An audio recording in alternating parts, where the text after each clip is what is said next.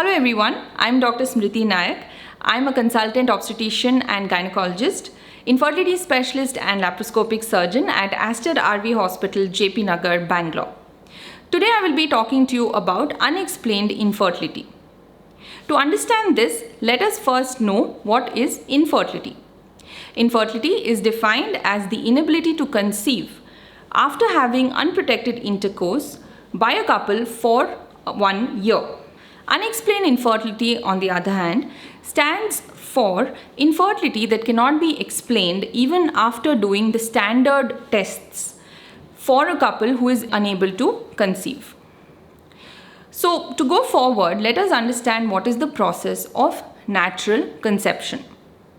As we all know, every woman has around 28 to 30 day menstrual cycles, and you can see in the picture that there is a uterus, there are two tubes on both sides, at the end of which there are two ovaries. Every cycle, certain number of eggs get developed from the ovaries, and this becomes bigger and bigger with every day, and they form a dominant follicle. At the middle of the cycle, this dominant follicle releases and is the egg which leads to a pregnancy. Most of the time, the gametes are the ones which are responsible for unexplained infertility. Starting off with the ovaries. The oocytes are the most important part for fertilization.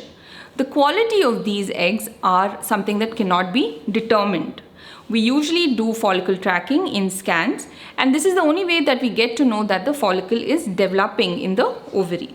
Coming to the male gametes, the sperms also need to be tested. The three most important parameters in which the sperms are tested are the count, the motility, and the morphology. Apart from these three parameters, there are certain more advanced parameters that everybody does not test for. For example, the DNA fragmentation. Now, this is an important test to understand the genetic makeup of the sperms, which may be defective, which can again lead to unexplained infertility. Apart from this, the uterine factors are also very important. The endometrial thickness, which is the lining of the uterus, needs to be an optimal range for the embryo to go and get implanted. Sometimes there is infection in the uterus, because of which the embryo fails to get implanted. This is a factor again which cannot be detected by the naked eye. The Tubal factors are another important aspect that need to be focused on. HSG is a very important test that everybody does to test for the tubal patency. But remember one thing, that having an anatomically patent tube does not necessarily mean that the tube is functionally normal. The functionality of the tube cannot be determined by an HSG. So that needs to be again looked into. Coming to the last two factors, the tubo-peritoneal factors. Now this means that the tubes in the ovary have a certain relationship which needs to be normal, and the tube should be able to pick up the egg from the ovaries once it is released.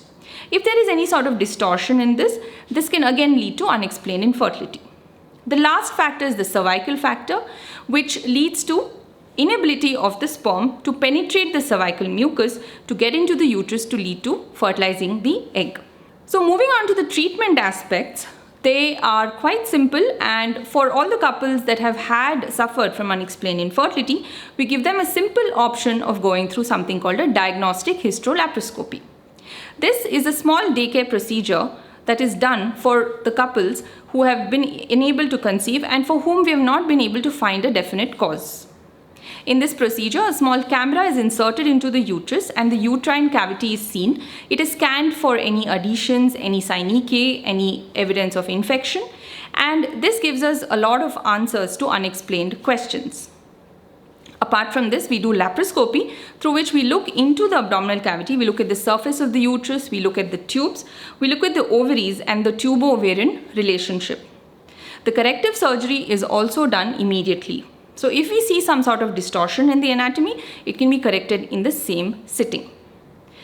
Apart from this, we also recommend couples to go for intrauterine insemination.